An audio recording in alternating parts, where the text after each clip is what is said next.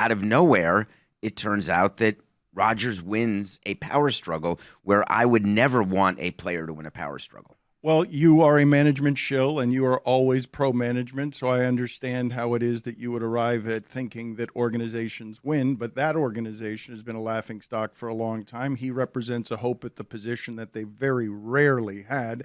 And when you said with no benefit on the field, that's not entirely true. I know they've lost the last 2 games, and they've lost the last 2 games at the very end of those games. But right before that small sample, he had been converting third downs at a 50+% clip when last year with Zach Wilson, they were at a 20%. So they were best in the league when they used to be worst in the league.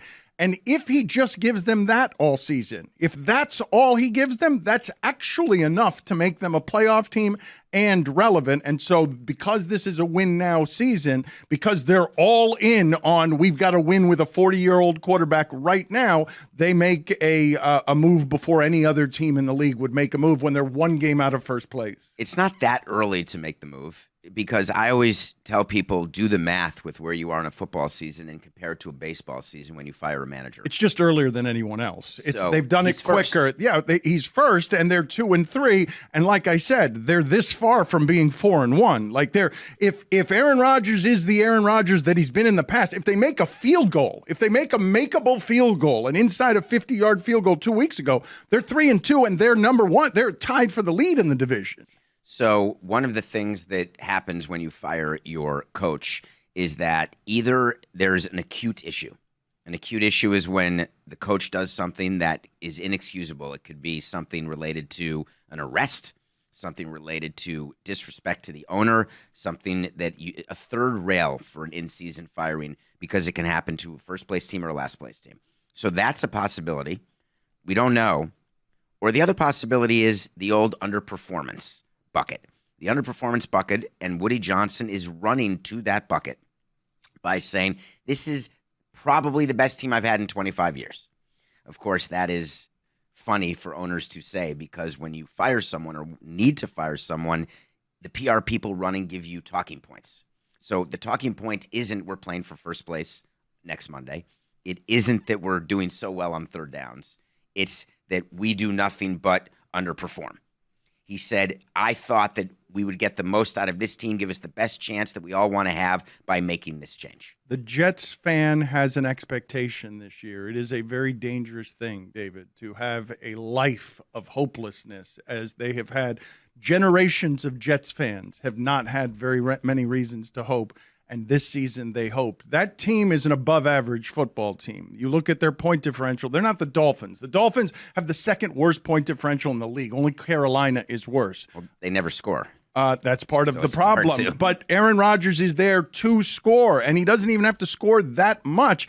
I gave the stats yesterday on our show. Since 2021, Robert Saleh's defense is top 3 in all of the good metrics that you want to have. This is not a defensive problem. Aaron Rodgers has to be something close to what Aaron Rodgers has been for the expectations to be met in New York.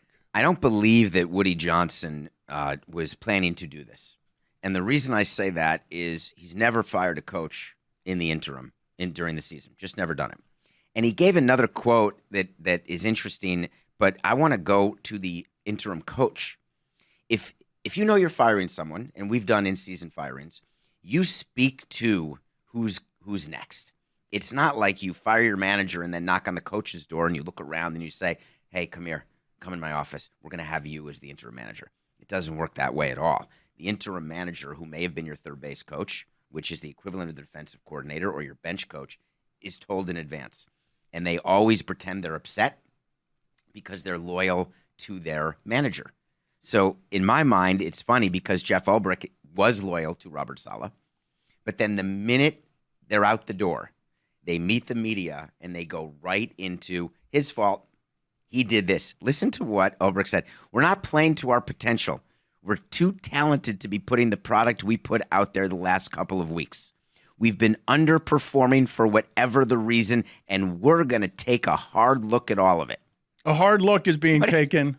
It's unbelievable. This is what Woody Johnson thinks is the best plan for his best team. This part is super interesting to me, and you can speak to this. Baseball and football are vastly different. I'm always interested in football being sort of a military school for millionaires. So They don't feel like in the middle of the season that they can go get Vrabel or Belichick, which would immediately excite their audience because it would be a name and all of a sudden you're doubling down on all our chips are in the middle of the table.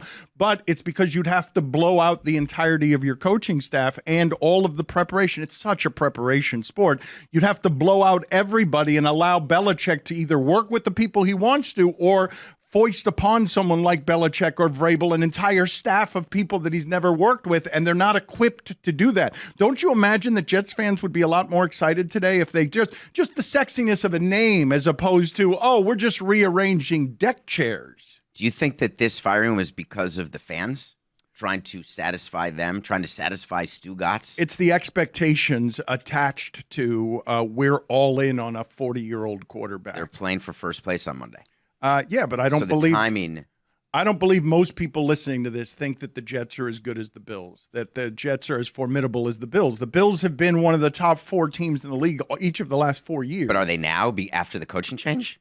No, they are not. But So- you know how this works. You make changes just because they're changes. Football's harder to do that. It's harder to do that because you're not really changing anything. And if Saleh was going to demote Hackett, which was the big thing, he's not going to do the play calls, or maybe I was going to fire him, and then, oh no, I'm fired instead. What exactly is Ulbrich going to do?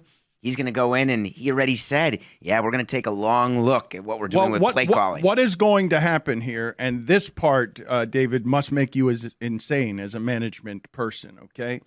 LeBron James taught all of these guys throughout sports the power that an individual economy has when you're a superstar in sports. It's easier to do in basketball, where one player matters like that and the stars aren't wearing masks.